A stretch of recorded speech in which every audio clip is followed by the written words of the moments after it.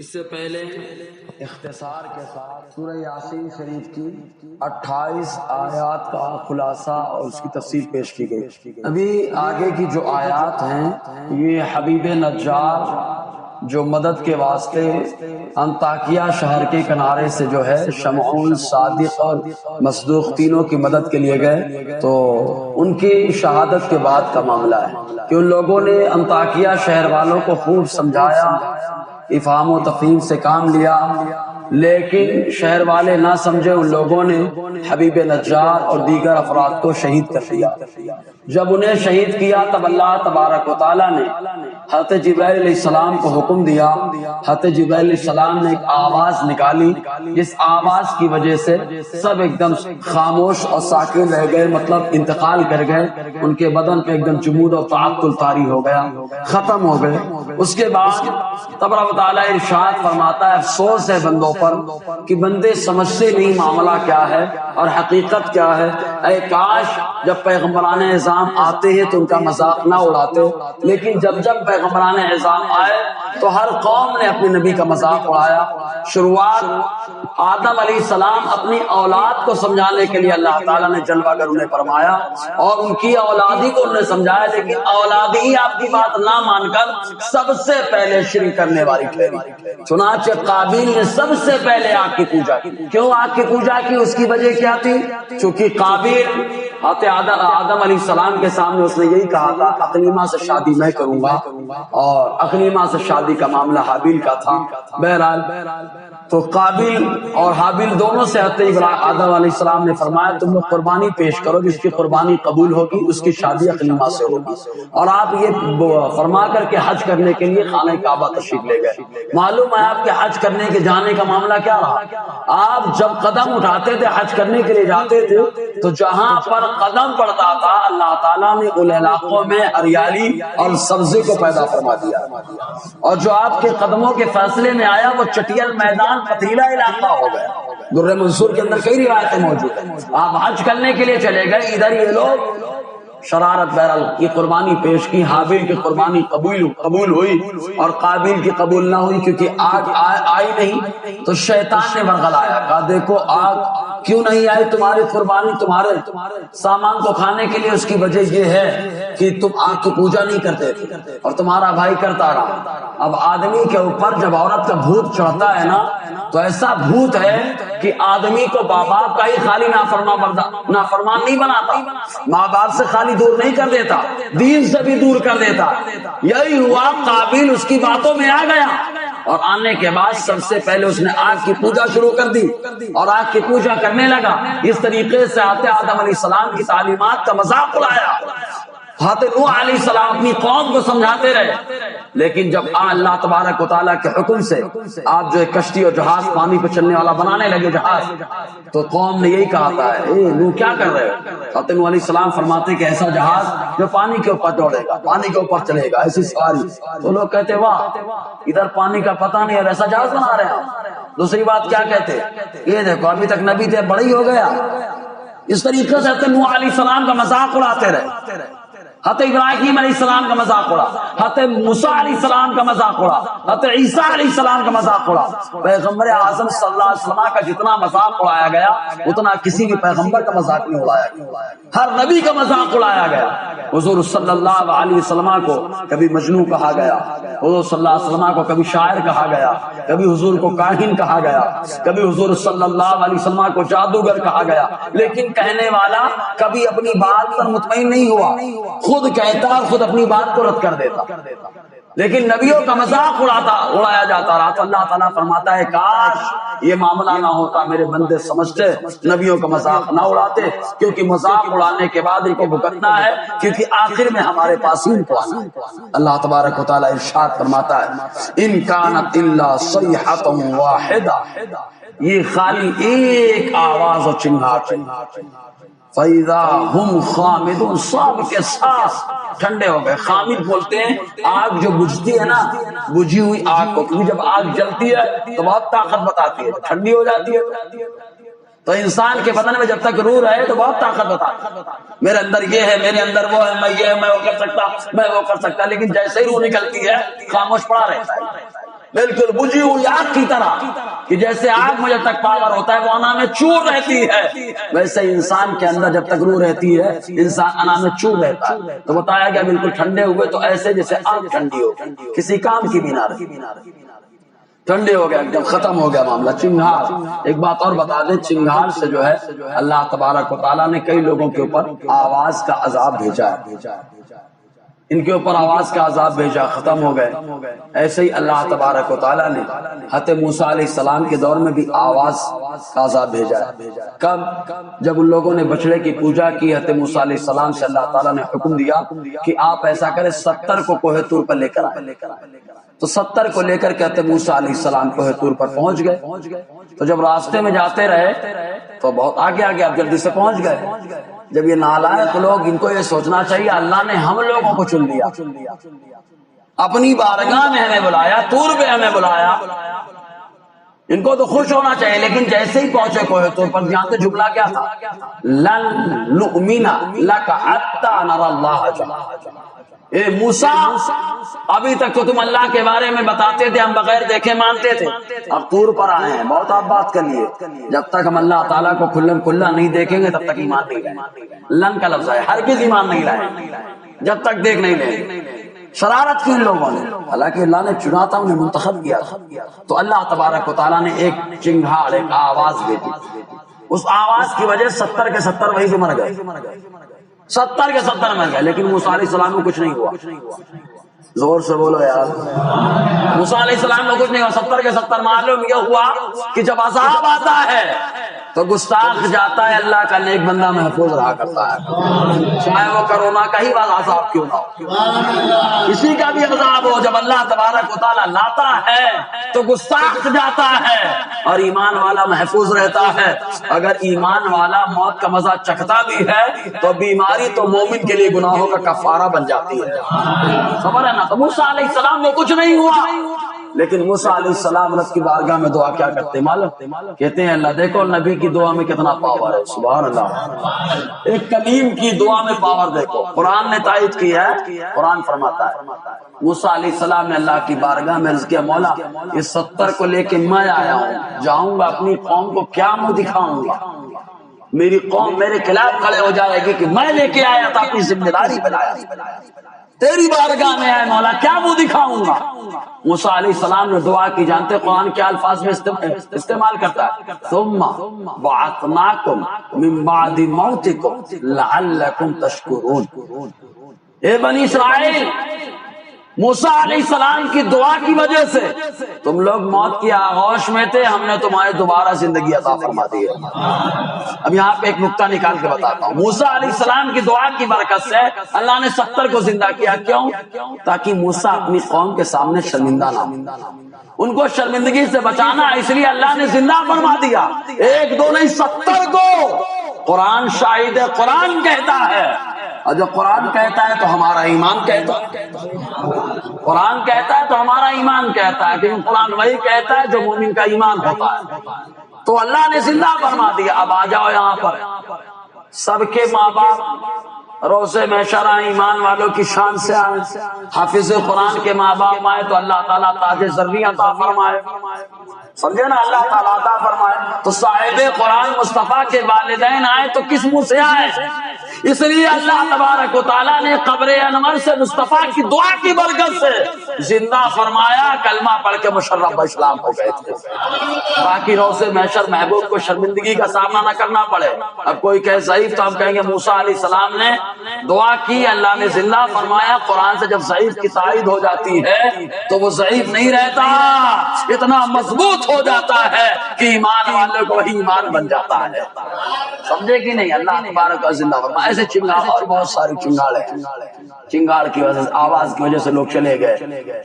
حضرت صالح علیہ السلام کے دور میں بھی آیا معاملہ، ہود علیہ السلام کے دور میں طریقے سے اللہ تعالیٰ کا عذاب آتا رہا۔ تو اللہ تعالیٰ فرمایا اچھا عذاب آتا کیوں رہا؟ اب آگے دیکھیں عذاب آنے کی وجہ، ہم غور کریں گے یہ وبا کیوں پھیلی ہے، وبا کیوں پھیلی، ہم غور کریں گے وبا ہے یا تباہ ہے، جو بھی ہے تباہ وبا ہے یا تباہ، جو بھی ہے وہ اس کا مسئلہ ہے جی۔ ایسے موقع پر تو شامی شریف کے اندر مسئلہ یہ بتایا گیا کہ جب وبا عام ہو جائے، وبا پھیل جائے، تب ایسی صورت میں صبح شام محلے میں اذان دینا چاہیے۔ زور سے بولو نا یار، اذان دینا چاہیے، اذان دینا چاہیے، اذان دیں، وبا ختم ہو جائے۔ حدیث پاک میں بھی آیا، شامی میں جو مسئلہ لکھا گیا وہ حدیث کی روشنی میں حضور نے فرمایا جہاں سویرے اذان ہو جائے شام تک، اور جہاں شام میں اذان ہو جائے وہاں سویرے تک اللہ تعالیٰ سارے عذاب کو اٹھا لیتا ہے۔ تو اب ضرورت ہے، وبا پھیلی ہے تو محلے محلے میں اذان کہی جائے۔ الحمدللہ اذان کی برکتیں ہوں گی، رب کا وعدہ سچا وعدہ، اللہ تعالیٰ ضرور اپنے ذکر کی برکت سے، اپنے مصطفیٰ کے ذکر کی برکت سے، اذان کی رحمت سے اللہ تعالیٰ سارے عذاب اور سارے وبا کو دور فرما دے گا، ہے نا۔ اذان کو عام کیا جائے، لیکن اذان عام کریں گے تو تالی تھالی والے بھی ٹینشن میں آ جائیں گے اور گالی گالی والے بھی ٹینشن میں آ جائیں گے۔ وہ سمجھے کہ نہیں آپ؟ جی جی، دونوں کو لیا، چوٹی ٹوپی دونوں ہیں، دونوں کو ٹینشن ہو جائے گا، کیونکہ ان کو ٹینشن یہی ہو جائے گا، ان کو ٹینشن اذان سے ہے، وہ اذان سے پریشان ہے، سویرے نیند نہیں آتی ہے، سلام سے پریشان ہے، سمجھے کہ نہیں؟ دونوں پریشان ہیں، اور پریشان ہونا بھی چاہیے، کیونکہ جب اذان ہوتی ہے تو شیطان ہوا خارج کرتے ہوئے بھاگتا ہے، تو جو شیطان کا بھائی ہے تو ٹینشن میں آ جائے گا نا، لیکن جو رحمان کا دیوانہ ہے، سبحان اللہ، ہے نا جی۔ تو کیوں یہ وبائیں آتی ہیں؟ اس کی وجہ آگے اللہ تعالیٰ خود فرماتا ہے، یا حسرتن علی العباد، ہائے افسوس بندوں پر۔ اللہ تعالیٰ اپنے بندوں پہ افسوس کہ میرے بندے ہو کر کے میں نے جسے پیغمبر بنایا، اس پیغمبر کی شان میں نازیبا کلمہ بکتے ہیں۔ اللہ تعالیٰ فرماتا ہے ما یأتیہم من رسول الا کانوا بہ یستہزئون، جو بھی رسول ان کے پاس آتے ہیں یہ لوگ ان کا مذاق اڑاتے ہیں۔ جب نبی کا مذاق اڑایا جاتا ہے تو عذاب آتا ہے۔ یاد ہے قرآن کے اندر آیا موسیٰ علیہ السلام کے دور میں فرعونیوں پر کئی عذاب ہے، فرعونیوں پر کئی عذاب ہے، معلوم؟ موسیٰ علیہ السلام کے ماننے والے گلاس میں پانی ہے، وہ پیتے تو پانی رہتا، لیکن فرعونی جیسے ہی منہ میں لگاتے تو وہی پانی خون بن جاتا، وہی پانی کیا بن جاتا؟ خون بن جاتا۔ کیوں؟ ابھی بتائیں گے وجہ۔ تو اتنے پریشان ہو گئے فرعونی، اتنے پریشان، پانی نصیب بھی نہیں ہو رہا، پانی منہ میں جاتا خون، گلاس میں دیکھنا ہے پانی پانی پانی پانی، منہ میں لگاتے منہ میں جاتا ہو جاتا خون، پریشان۔ تو کیا کہتے معلوم موسیٰ علیہ السلام کے دیوانوں سے کہ آپ لوگ اپنے منہ میں پانی لو، میرے منہ میں کلی کرو تاکہ پانی تو نصیب ہو جائے۔ لیکن نالائقوں کو کیا معلوم کہ جو دیوانہ ہوتا ہے اگر وہ ہاتھ رکھ دے تو اللہ تعالیٰ اس بیماری کو بھی دور فرما دیتا ہے، اگر دعا کر دے تو عذاب بھی ختم ہو جاتا ہے۔ تو پانی نصیب نہیں ہو رہا تھا، وہ عذاب۔ تو جانتے ہیں پھر فرعونی بڑے ٹینشن میں گئے موسیٰ علیہ السلام کے پاس، اب تو ہم سدھری جائیں، اب دعا کرے ختم ہو معاملہ ہے۔ موسیٰ علیہ السلام کا معلوم ہے سدھرنے والی قوم نہیں ہے، یہ بڑی نالائق قوم ہے، ضرورت پڑ جائے گی تو جب 5 سال کا موقع آئے گا تو بھیس بدل لے گی یہ قوم، لیکن بھیس بدلنے کا موقع کی ضرور، موقع کی ضرور، یہ قوم کا معاملہ ایسا ہے، موقع کی ضرور۔ موسیٰ علیہ السلام کو معلوم ہے، پھر بھی موسیٰ علیہ السلام نبی ہے نا، نبی تو بڑے مہربان ہوتے ہیں نا، دعا کر دی اللہ تعالیٰ نے وہ عذاب کو ختم فرما دیا۔ زور سے بولو یار، آج یہ وبا پھیلی ہے، میں کہتا ہوں ادھر ادھر بھاگنے کی ضرورت نہیں ہے، ساری دنیا کے مرکز محبت مصطفیٰ جان رحمت کی طرف لو لگا کر خالی یہ دعا کرو، اے اللہ کے رسول اب تو خالی آپ کا سہارا ہے، آپ دعا کریں اللہ تعالیٰ ضرور عذاب کو اٹھا لے گا، لیکن ختم ہو جائے گا عذاب کا معاملہ، سب ختم ہو جائے گا۔ لیکن اگر خالی سہارا لگائے تو یہ سہارے کا فتویٰ جی۔ موسیٰ علیہ السلام نے دعا کر دی، وہ عذاب ختم ہوا، جیسے ہی ختم ہوا پھر نالائقی پہ آ جائے، بھیس بدلنا تھا تو جیت گئے، عذاب ختم ہو گیا، نالائقی پہ آ گئے، اتر گئے، پھر شرارت چالو کر دیا۔ جب شرارت چالو کی تو اللہ تبارک و تعالیٰ نے مینڈک کا عذاب دیا، مینڈک کا عذاب آپ کہیں کیسے؟ وہ جہاں بیٹھتے پہلے سے مینڈک آ جائے، جہاں لیٹتے وہاں پہ مینڈک آ جائے، کھانا کھانے بیٹھتے کھانے میں مینڈک آ جائے، پانی پینے اس میں مینڈک، یعنی جو یہ کرنا چاہتے وہاں پہ پہلے سے مینڈک، ایک دم پریشان، اتنے پریشان یہ پریشانی ہے پھر موسیٰ علیہ السلام کے بارگاہ میں، کیونکہ معلوم ہے مشکل کشا یہی تو در ہے. ہم لوگ تو پہلے سے کہہ رہے ہیں بخدا خدا کا یہی ہے در، نہیں اور کوئی مفر مکر جو یہاں سے ہو، یہی آ کے ہو جو یہاں نہیں تو وہاں نہیں. سمجھے کہ نہیں؟ تو آقا کی بارگاہ میں لگا. موسیٰ علیہ السلام نے دعا کی، موسیٰ نے پھر دعا کر دی، پھر عذاب ٹل گیا. جو کا عذاب آیا، مینڈک کا عذاب آیا، کئی طریقے کے عذاب اللہ، طوفان اللہ تعالیٰ نے بھیجا. قرآن کے اندر اس کا تذکرہ موجود ہے، لیکن آپ غور کریں مسلمانوں کا کچھ نہیں ہو رہا. زور سے بولو نا یار. موسیٰ علیہ السلام کے ماننے والوں کو کچھ نہیں ہو رہا تھا. کیوں؟ کیونکہ جو دیوانہ ہوتا ہے، جو نبی کا گستاخ نہیں ہوتا، اللہ تعالیٰ اسے وباؤں سے محفوظ فرما لیتا ہے. وبا میں وہ پھنستا ہے جو گستاخ ہوتا ہے، چاہے اپنا ہو چاہے پرایا ہو. جب گستاخ ہوتا ہے تو وبائیں آتی ہیں. زمین پر جب گستاخیاں شباب پہ پہنچ جائے تو اللہ تعالیٰ عذاب نازل فرماتا ہے. معلوم ہے یوسف علیہ السلام کو خالی بازار مصر میں لایا گیا تھا بیچنے کے ارادے سے، تو اللہ تبارک و تعالیٰ نے 7 سال کا قحط نازل فرما دیا. کتنے سال کا؟ 7 سال کا قحط نازل فرما دیا. کیوں؟ خالی قحط کا مطلب یہ نہیں کہ غلہ نہ پیدا ہو، قحط کا مطلب ہے کہ بازار بھی ایک دم خراب ہو جائے، کھانے کو نصیب نہ ہو، بربادی کی طرف انسان چل پڑے. یہ بھی قحط کی ایک صورت ہوتی ہے. خالی بیچنے کا ارادہ تھا، اللہ تعالیٰ نے قحط کا معاملہ رکھا. بہرحال یوسف علیہ السلام کو اللہ نے عزیز مصر بنایا. انہوں نے 7 سال کس انداز میں گزارنا ہے. ایک نبی ہے، اسی کو معلوم ہوتا ہے کہ لاک ڈاؤن لگے گا تو لوگوں کا معاملہ کیا ہوگا.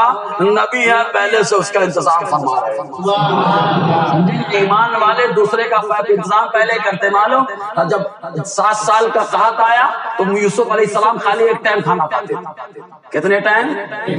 ایسا نہیں کہ لاکھوں کا خالی بوتل لے کے پانی پیتے، نہیں، ایک ٹائم کا خالی کھانا کھاتے. لوگوں نے پوچھا یوسف علیہ السلام آپ پیٹ بھر کیوں کھانا نہیں کھاتے؟ آپ تو بادشاہ ہے نا. تو یوسف علیہ السلام کا جملہ تھا اگر میں پیٹ بھر کھانا کھا لوں گا تو بھوکے کی بھوک کا احساس مجھے نہیں ہوگا. بھوکے کی بھوک کا احساس نہیں ہوگا، اس لیے میں ایک ٹائم کھانا کھاتا ہوں تاکہ میں بھوکا رہوں گا تو بھوک کی پریشانی کیا ہے مجھے اس کا احساس رہے گا، اور بھوکے کے لیے کھانے کا انتظام کرتا رہوں گا. اچھا نبی ہیں، ہاتھ مارے تو بھی اللہ نکال دے، لیکن انتظام فرما دے. تو بتانا مقصد یہ کہ وہاں پر گستاخی کی گئی تو وبا ہے. آج آقا علیہ السلام کی گستاخی کو لوگ عبادت سمجھ بیٹھے. حضور کو اختیار نہیں ہے اس کو بیان کرنا، لوگ عبادت سمجھ رہے ہیں. حضور کو علم غیب نہیں ہے، لوگ اس کو عبادت سمجھ رہے ہیں. مطلب گستاخی کو گستاخی سمجھنا بھی ختم ہو گیا. تب اللہ تبارک و تعالیٰ نے عذاب نازل فرمایا.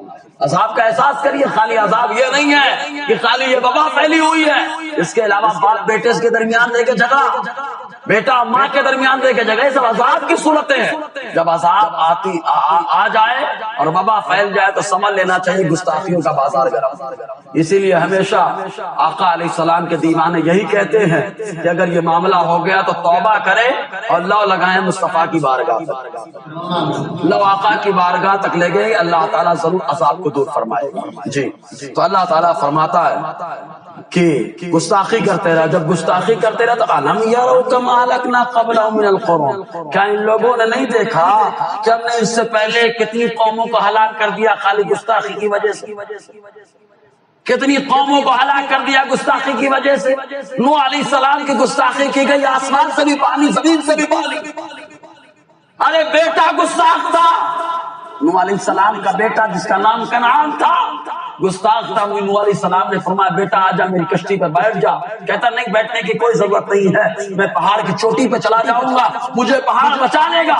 نوح علیہ السلام نے فرمایا لا عاصم الا من رحم ربی، آج وہی بچے گا جس پر میرے مولا کا کرم ہوگا، میرے اللہ کا کرم ہوگا، وہی بچے گا. آئی ایک موج لے کے چلی تو گستاخی کی وجہ سے ڈبو دیے گئے.